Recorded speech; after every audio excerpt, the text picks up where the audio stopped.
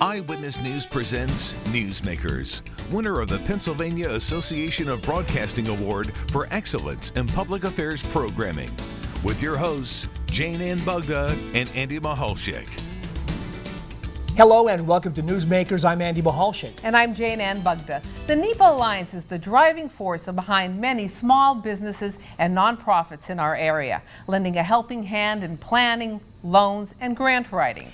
The NEPA Alliance's goal is to showcase our area in the national and worldwide spotlight. Today, we'll learn more about their impact on our region. We'll introduce you to our guests, and our conversation will begin when this edition of Newsmakers returns right after this.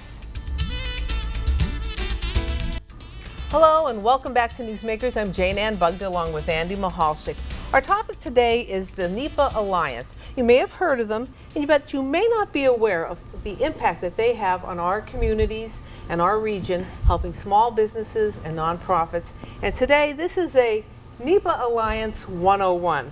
So we're going to get to know the organization a little bit better and find out what they do and how they help. And we are joined today by Jeffrey Box, who's the NEPA Alliance President and CEO, Kurt Bauman, who's the NEPA Alliance Vice President of Community and Economic Development Services Division, and Steve Yershik, who is the NEPA Alliance Vice President of Development Services Division.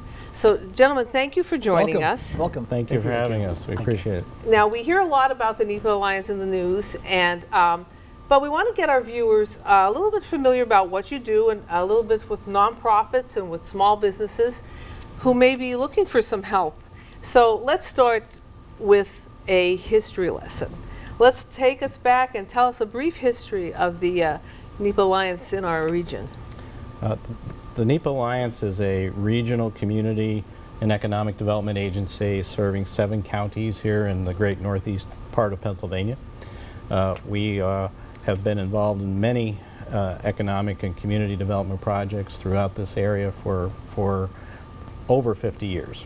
Our history goes back to the creation of the Appalachian Regional Commission, which was created in the 1960s by bipartisan support in Congress and has helped the 13-state Appalachian region as well as the 52 counties of Northeast PA with community and economic development assistance over those years.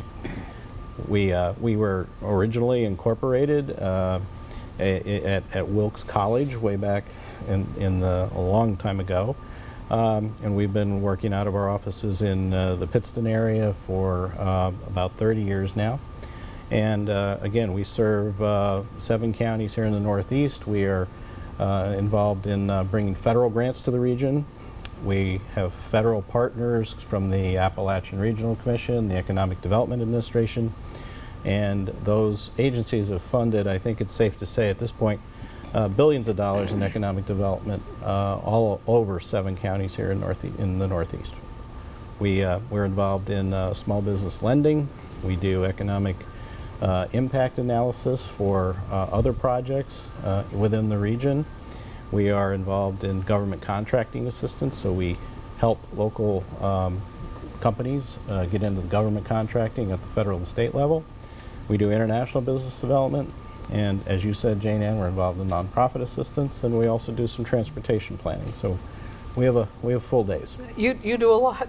Tell us a little bit about the areas you serve. Which 7 counties do you serve? We serve the core urban counties, Lackawanna, Luzerne, but we also serve Wayne, Pike, Monroe, Schuylkill, and Carbon counties. We're active in all of those counties with all of our programs and proud to serve those areas, all of those counties here in Northeast PA. And how specifically do you help the small businesses succeed? We're talking about small business. We all, those of us in the information flow have heard of the NEPA Alliance and the great work you do with small businesses. How does that happen, like logistically? Well, we have hundreds of clients in our 3 core business development programs that I mentioned. Steve runs those programs in our business development services. Those clients come to us in a variety of ways. They can come as a phone call. They can come as referrals from legislative offices or our partners at the chambers, our partners at many of the local banks. From the Commonwealth, we are partners with the Department of Community and Economic Development at the state level. They are a funding supporter, and we do contractual work with them on our international business development program as well as our other programs. So Steve is the intake on many of the small business services that we provide. So if I'm at home and I'm a small business and I'm watching today and I think, well, what do I need? What is my criteria? What do I need to do before I contact you? What's the criteria for getting some help? Yeah, so in the business development division, as Jeff said, we have 3 core departments there, if you will. So we have the government contracting, our PTAC division, our international business division, and our loan division. So depending on what aspect you're seeking help for would obviously determine exactly what you would need. So as Jeff said, you would get referred to us or contact us. And as a small business owner, just reach out to us. We'll start getting whatever information it is that we need to gather from you to move forward with helping you with all aspects of business, whether it be financing, whether it be growing, whether it be as simple as starting a business even, guiding you through that process and getting you to the proper resources to help you start. It's a matter, I guess, of getting your word, educating the public out there what services are available. What kind of questions, what are the most common questions you hear from businesses? We're aware of what you do. What kind of questions are the biggest questions you hear from businesses? If there are certain ones. Yeah, I mean, a lot of companies are just trying to navigate. They're so busy running their business, they don't have time to manage their businesses in a lot of cases. So, maybe they're good at making food, let's say, so they have a restaurant, but they're not good at bookkeeping. They're not good, or they don't understand the processes needed to get a loan. So we would help them with those aspects. Or maybe they're a manufacturer who makes a widget and they're not quite sure, how do I market myself internationally? They would come into our associate at NEPA Alliance. We would guide them through that process, determine first of all whether or not they have something that is marketable internationally. And again, with the government contracting, very similar. Determining, are you registered to do business with the federal government, with the state government? Are you licensed properly? And move them down that path to doing business with the government. Is it safe to say that maybe some businesses out there, or you've seen businesses are held back because they don't know how to navigate that system, and then once they learn almost like a GPS from the business, they're able to expand or really grow exponentially? Have you seen that? Businesses come in and you're saying, listen, you're doing a great job, you could do better. Absolutely, 100%. Every day we see that. Again, because they're so busy doing what they do, and they're not experts in everything. There's no way small businesses can be expert in all the things that are out there. So we kind of look at ourselves as hand holders. We're going to hold their hands, walk them through the processes, help them understand why certain obstacles might be in their way, why those obstacles are there, how to get over them, how to get around them. So yeah, we hear that all the time, and once they get that help, they get their first contract with, a government agency, and all of a sudden, they're making that next step. So it almost turns into, they get that first government contract, now they got to hire some people, they got to buy some equipment, now they're back in talking to us about, and now you need some equipment. So we're talking about them, here's what you need to do with your loan. You need a business plan, you need to understand how to navigate that. And couldn't it be intimidating, because if they have a successful business and they're thinking about moving forward, they know what they have, and are they a little bit intimidated by saying, if we go further, we're providing for all these people who work for us, our families, geez, do I jeopardize? We know what we have, it's the unknown that they're concerned about, right? I mean, but that's where we step in, Andy, and make sure that they get the right assistance that they need. Steve and his team and Kurt and his team, they walk folks through the process, so it is not as daunting as you might expect. We are a full-service economic development lender. We can loan $5,000, $10,000, $20,000 microloans up to $5.5 million in one of our programs. So full-service economic development lending. Not every client in this region is going to be the top end of that range, but so that's why we have so many different programs. We have 9 different loan programs, and we can fit the client into that right program. So that, again, that's where Steve's team comes in and makes sure that they're helped in the right way that they need to. Or even if we can't assist them, they get referred, or we make sure one of our partners at one of the other economic development agencies are called in to assist them. Now, I know you mentioned government contracts, and there's some little businesses out there that maybe has a product or a service that they would like to present. Is that a difficult process, getting a government contract? Tell us a little bit about that. Yeah, and you're absolutely right.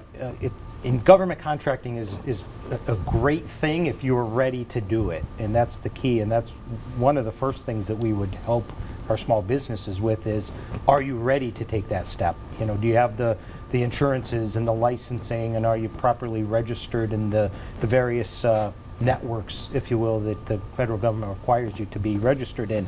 But the beautiful thing about government contracting is our federal government is the largest purchaser of goods and services in the world.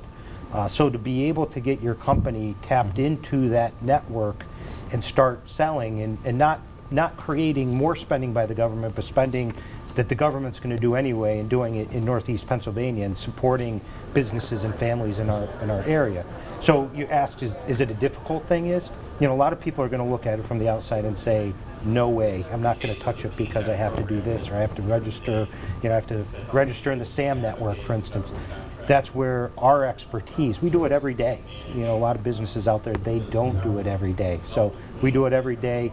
We walk them through step by step, start here, step 1, step 2, and we'll walk them through that process.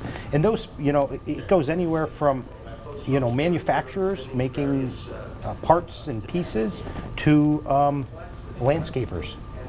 Products and services are the full gambit. So any business that's out there, you might have something that there are government opportunities out there.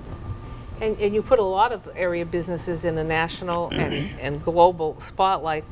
How does that happen? How do some of these small businesses gain that notoriety?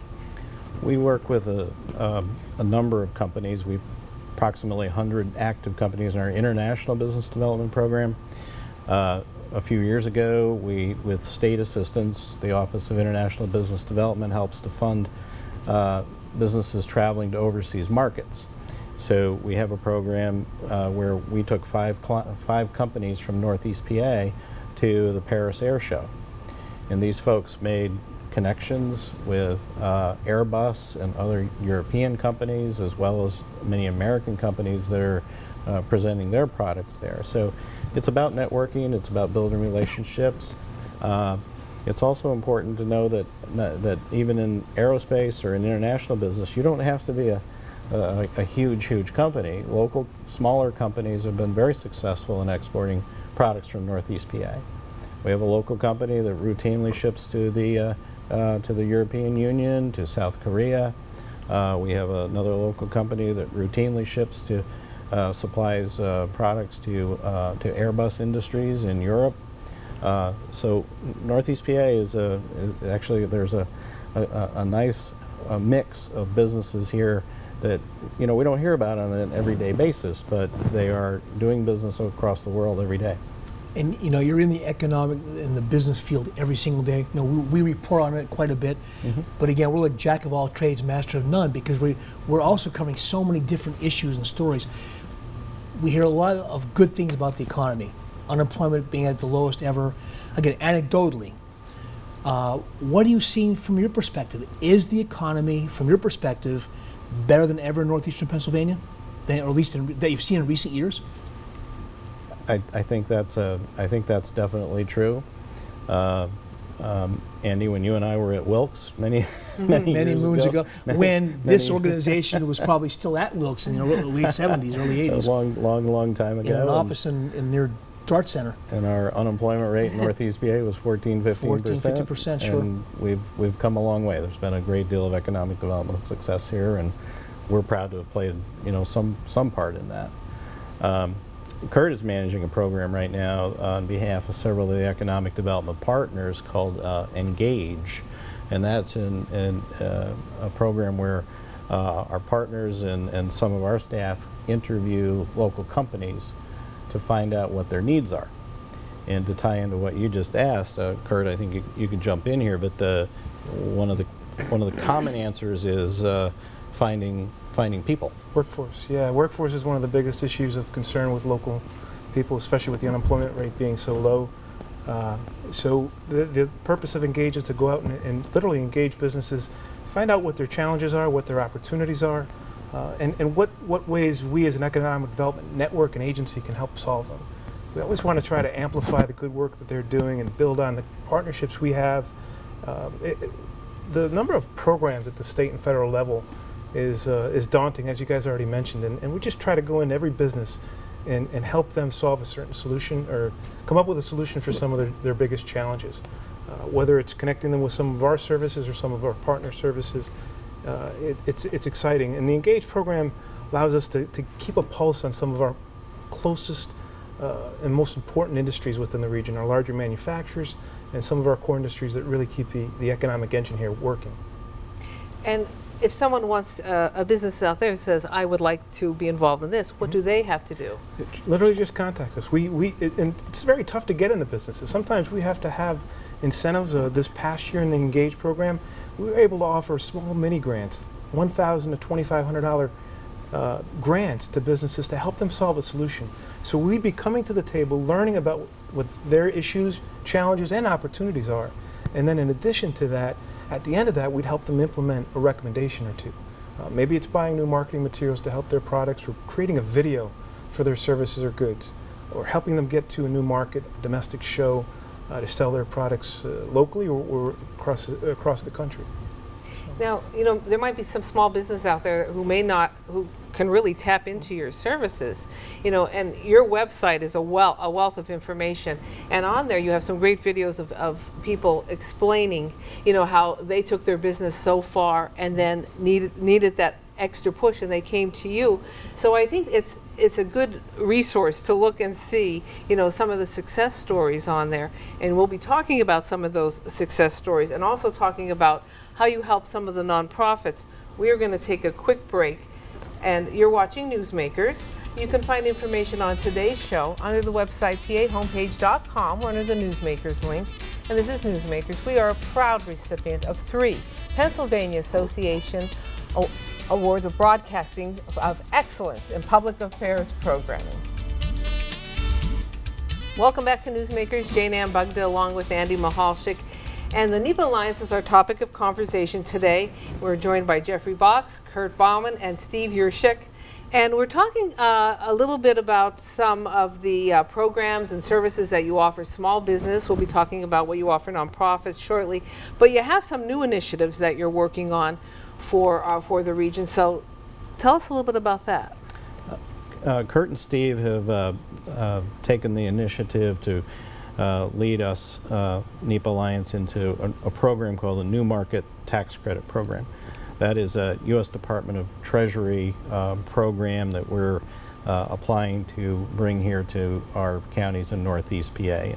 And Kurt and Steve are managing the details of that, so I'll let them go into the details of that. So with the New Market Tax Credit Program, it's another tool in our toolbox to help solve problems locally. New Markets was created in 1990. It's been around for about 19 years, and it's specifically used for low-income communities, helping revitalize downtown areas where there's high poverty, high unemployment rate, and using this tax credit program to encourage private businesses, nonprofits, and others to make valuable strategic investments in those areas to help revitalize, create jobs, and to improve the overall economic conditions in those areas. It's a gap financing program, so it's financing to help pay for costs that normally don't make sense because the real estate after the project won't appreciate to the right value. This helps fill that gap, but also helps the low-income communities. So the beauty of New Markets is really large projects. We're going to go after competitive solicitations through the Department of Treasury for an allocation we hoped somewhere around $25 million in tax credits that would bring projects to our region. Why we're asking to talk about this here is that We have some workshops on June 18th to talk about new markets for those who don't know about it. One's going to be held at Wilkes University, one's going to be held at the University of Scranton to start soliciting projects for our region. There's only been 5 projects since 1990 in our 7 counties that have used new market tax credits. And our goal is, by applying for these credits ourselves, we'll be the first local applicant trying to leverage this resource.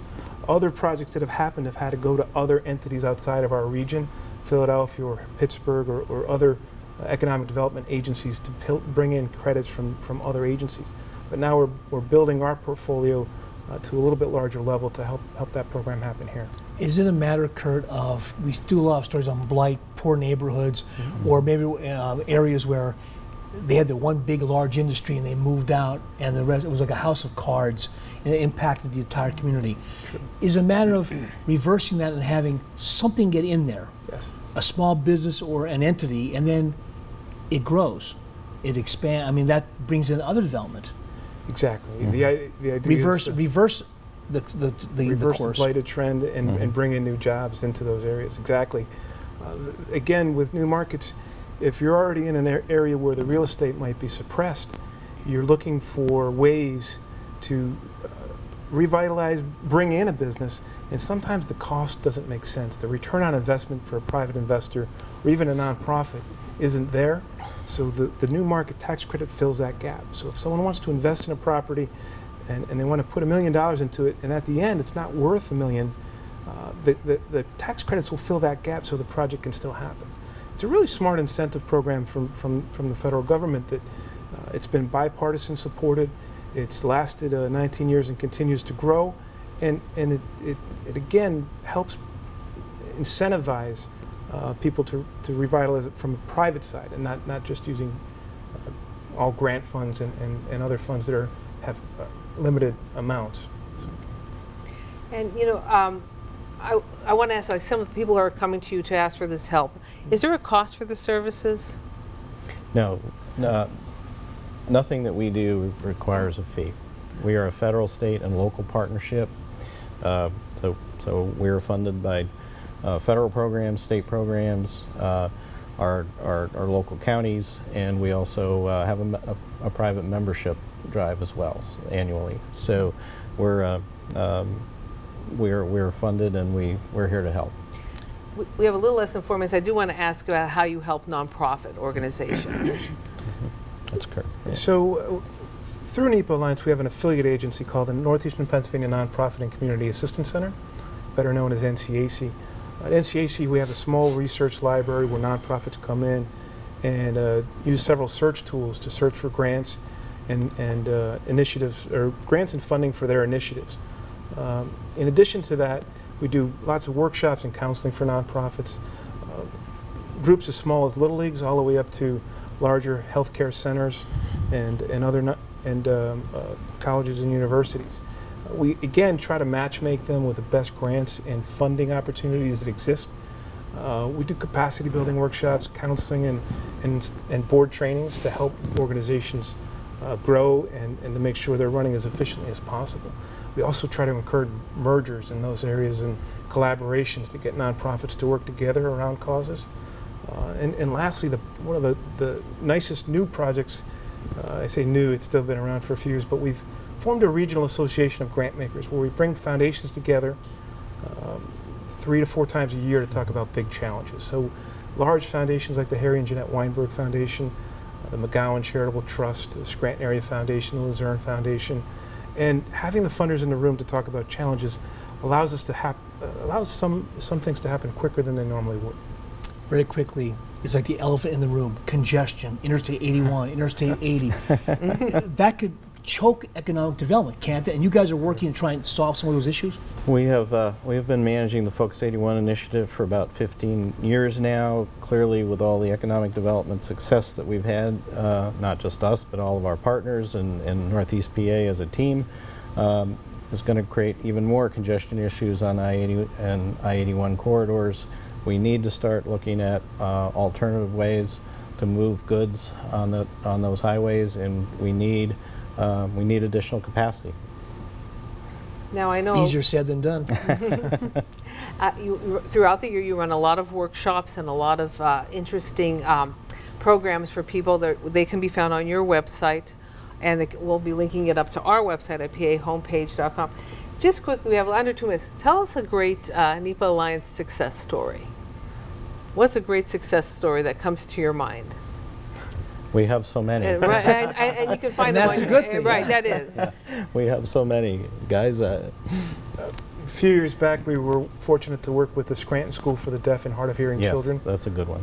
And that's a story, again, where the state was choosing to step out of deaf education. It was a state-run school, and a school from Western Pennsylvania came to take it over. So it was a very sensitive issue. The school from Western Pennsylvania was a great staff. When they came here, we were able to, again, help them in a lot of different areas. We were helping them with an ARC, an Appalachian Regional Commission grant, a small $32,000 grant that turned into 3 grants to total over $200,000 3 years later, because the state and the Appalachian Regional Commission loved it so much.